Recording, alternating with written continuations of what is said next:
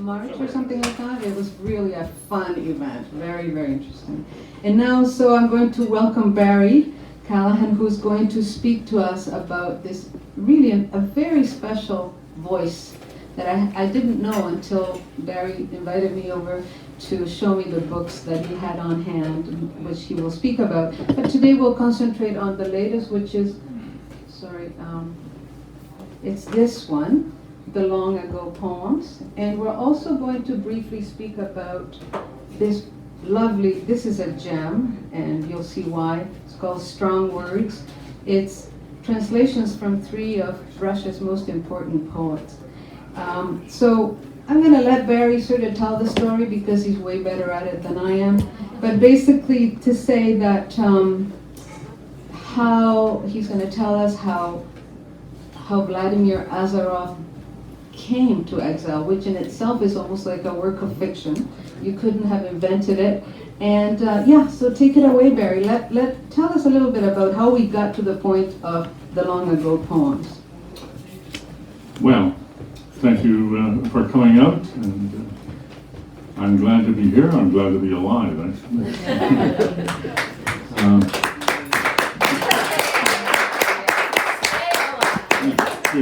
I'll get right to the point about this matter of Vladimir, whom I came to work with a lot, a man I loved and missed dearly.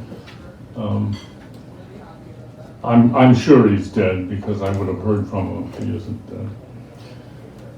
Anyway, I was sitting around minding my business, as I wont to do in my house, and my dear old friend Ray Ellenwood, who I think just came in, yes, got in touch with me and said, "I think you should read these books. This guy is interesting." And I'm not sure whether Ray was aware of my own interest in Russian and Russia. But anyway, there was a dovetailing to take place here. I should just say immediately, so you understand why I would be immediately interested in Vladimir, is for some reason, starting in the 50s, I was deeply involved with Russian affairs. I had no interest. I took a course, it's hard to believe, but I took a course at the University of Toronto. The first half was in the study of the philosophy of Lenin, the second the philosophy of Stalin. Imagine that in these days. And it was a crowd. There would be 100 students in that class. I also studied Russian and Russian history, and I passed all my exams in Russian. So I had a kind of awareness of the language. So there I am sitting in my house, and Ray shows up with 4 books, I think it was 4, that had been printed in Moscow, but the poems were in English. And I read through them, and I thought, gee, this is kind of interesting, and it touched something in the interest that I've just described. And the next thing I knew, this very sweet-tempered, it was just obvious as soon as I met him that he was a man of sweet temper, had a kind of naivete about him. He showed up in my house, and we talked about Russian and Russian literature and so on. So we obviously got along. And I told him that I found these manuscripts very interesting. And he began to tell me his life and why he was there. And this is what's so crazy. He was the son of people who had run into deep trouble in the Brezhnev years. His father had been exiled to a gulag. He told me that his mother had a career in the law and had been invited into the office of an apparatchik who said to her, "If you will give us more information about your husband, we will make you a judge." And she slapped his face, so that she ended up in Kazakhstan and took her baby Vladimir with her. So he grew up in exile and in some poverty. when he became a young man, he went to Moscow, and he entered into Moscow as an orphan. He could not let anybody know who his father was, otherwise he would have been immediately in trouble. And he went to architectural school, where in fact he met a man that I came to know later, the poet Andrei Voznesensky. They were both studying architecture. And when he graduated, he was, Vladimir had a streak of brilliance in him. He was immediately sent to Mongolia, of all places, where he was commissioned to design the new Russian embassy in Mongolia. And he ended up doing many significant buildings, and so when the time came for the collapse of the Soviet Union, and a certain degree of capitalism entered into Russia, he ended up with his own architectural firm with a partner. And he worked at that for years as an architect. And then suddenly, 2001, in around there, he decided to quit being an architect and came to Toronto, of all places, and decided when he was here in Toronto that he should be a poet, that he was really destined to be a poet. Okay, except he decided he should be a poet in English, which he didn't speak very well. Right? But he went to George Brown College, entered a poetry program run by a guy named Jay Millar. Some of you may know about him. He's been around doing good work. He studied poetry with Jay Millar at George Brown College, and it was after that he did these books that were printed in Moscow, which were, the poems were good. They were not great, but there was something about them that I found attractive. So the next thing I knew, Vladimir showed up in the house with manuscripts of 2 books, 2 new books in English. Would I have a look? So I looked, and we fiddled and diddled a little bit, and the next thing we knew, we had 2 books published by Exile Editions by Vladimir. And as Michael, I think, mentioned, by the time we were done, we had 12 books by Vladimir. He just kept writing books. Books and books and books about his childhood and about everything. This wild imagination. He wrote at the time of the Sochi Olympics, he wrote a book set in Sochi, which is a tourist place, as well as the site of the Olympics. And then he imagined Marilyn Monroe in Sochi. He wrote a book about Catherine the Great. His imagination was kind of boundless. And he approached it with this guileless, straightforward telling of his stories. And I got more and more involved with Vladimir. And one day he said to me, because he discovered my interest in Russia and that I knew some Russian, he said, "Why don't we do a book of translations?" I said, "Well, I've already done some translation. Because I met Voznesensky, and I did a long section on Voznesensky.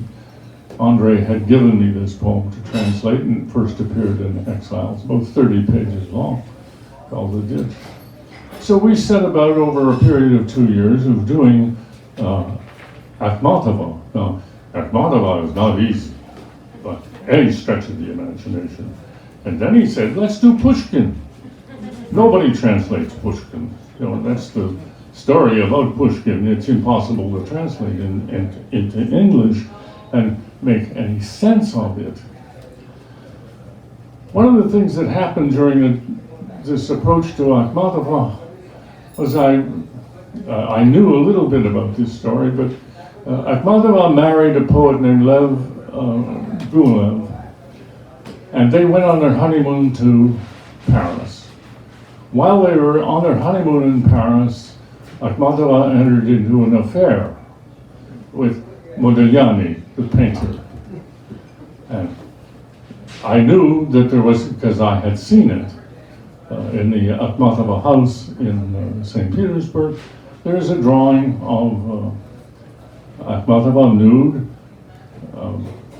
But there were others, but nobody knew where they were. They disappeared. I discovered Vladimir knew where they were in Moscow. So when we published this book with these translations, there are these drawings by Modigliani of Akhmatova. There are half a dozen of them in here. Anyway, I thought what I would do is read a poem by Akhmatova and a poem by Pushkin, just to break the monologue of this. Anyway, as I say, these are the drawings, you see. She had this affair, and through Vladimir I came across a poem I'd never read of Akhmatova. And obviously her husband was not too pleased, because this poem is called "My Husband Whipped Me." My husband whipped me with a belt, tooled leather, twisted too. I sat at a window waiting for you all night till daybreak. Above the smelter, dank smoke curls on the rise. I'm at my worst, lovesick, weepy-eyed. You did not come to my room. Why not? I'm steeped in gloom, deep in the melancholy that I deserve. My besotted heart knows no reserve. How do I control my jangled nerves? Did you fall for a witless blonde, only to then abscond with some redhead from the demi-monde? Sunlight dapples the clean sheets on the bed, the empty pillow fluffed for my head. So I was pretty happy with those. Let me just say something about translating and the mysteries of translation. And I'm sure that my friend Ray will attest to this. Translation is a kind of sickness. It gets into your blood and you just can't stop. The first poem I translated from Russian I did in 1967. It was called Goya by Andrei Vozhnesensky. It's in Russian. It starts Ya Goya, and there's all this emphasis on the G sound all the way through it. But the repetition is Ya Goya, Ya Goya. You can hear it in an Eisenstein film, In English, I am Goya doesn't quite get it. Right? So anyway, I published that. But it starts, I am Goya, and the rest of it is okay. Works, I guess. But it's stuck in my head for years, year after year. So 4 or 5 years later, I tried something else. Didn't work. And 4 or 5 years after that, I was standing on the corner, actually of Gerard and Young, and I suddenly had a Melville moment, I call it. I suddenly thought, call me Goya. I thought, perfect, right? It's Melville's great line in Moby Dick is, call me Ishmael. So I solved that problem. So that's 12 or 13 years after the first version of that.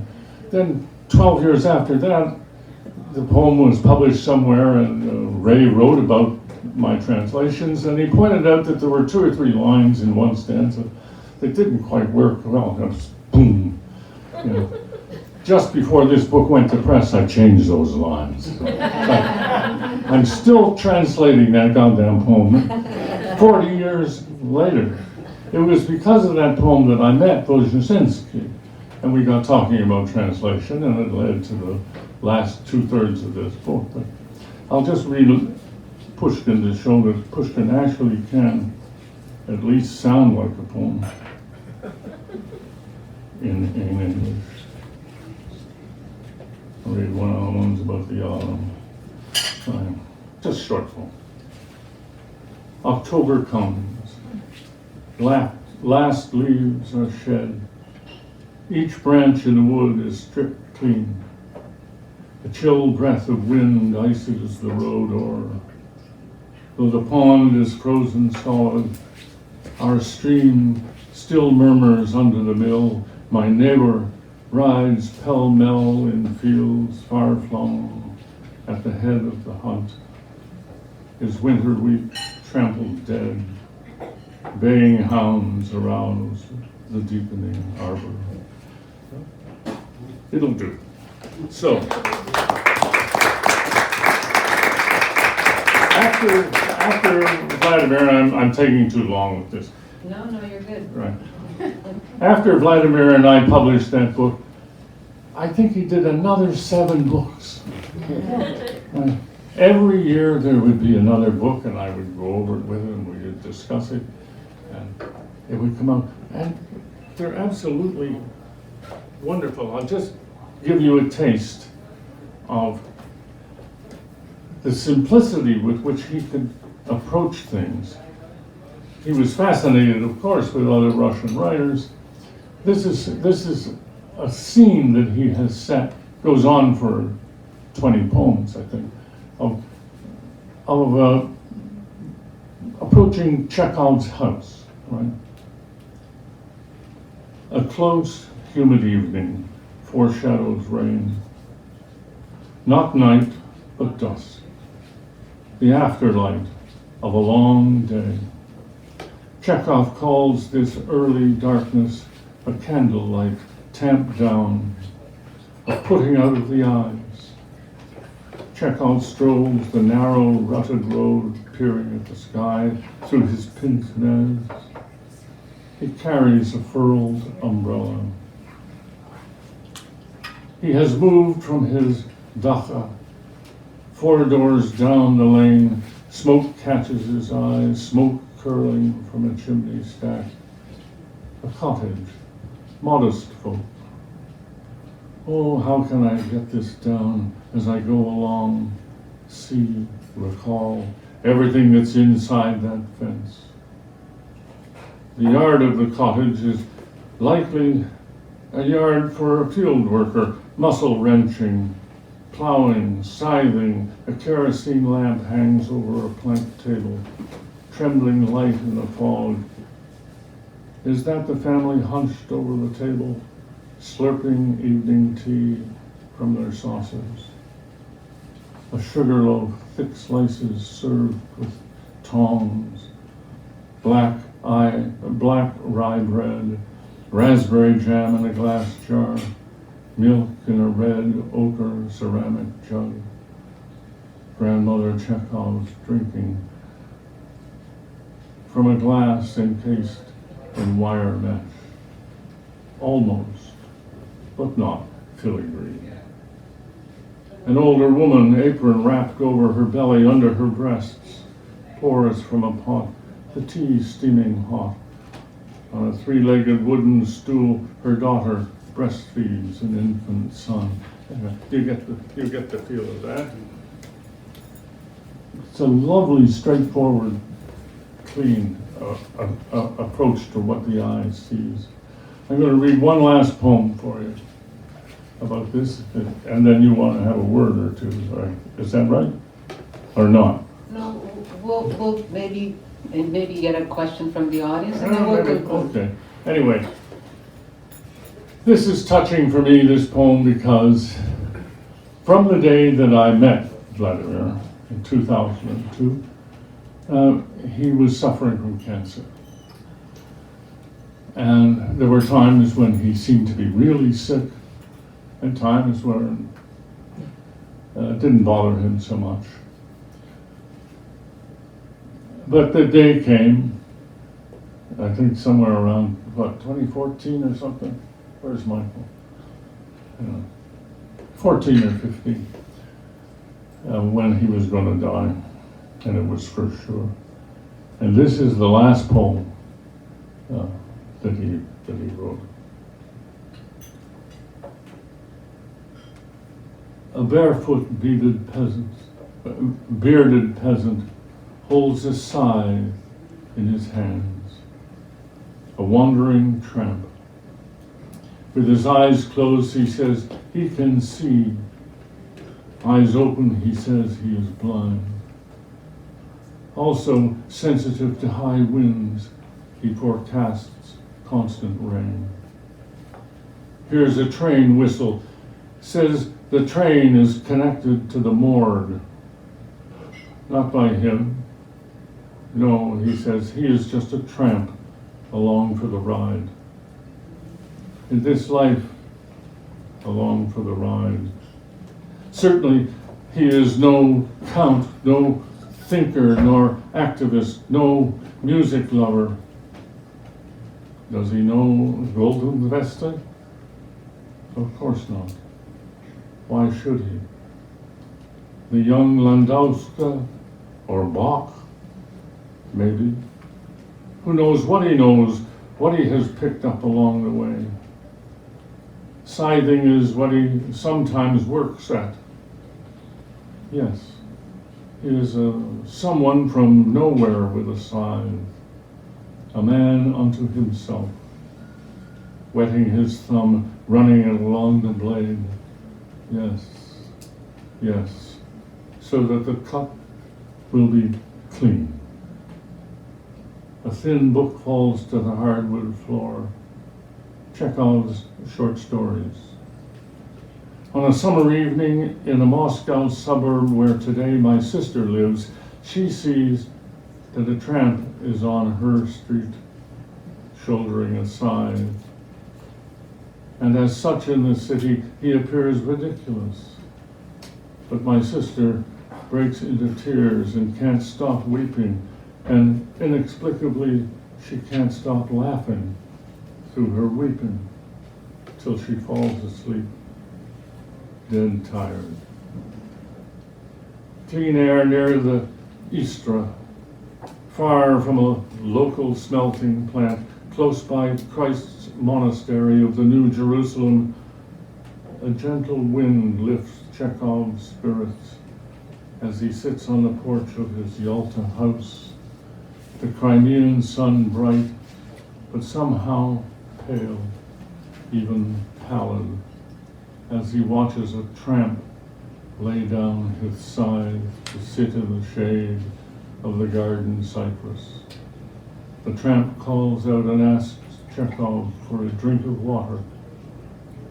Chekhov gets up to get the water, filled with trepidation, foreboding, though the tramp has given him a sign, a smiling thumbs up. Thank you so much, Barry. I think Getting close to death, I keep hoping for a thumbs up. Thank you so much.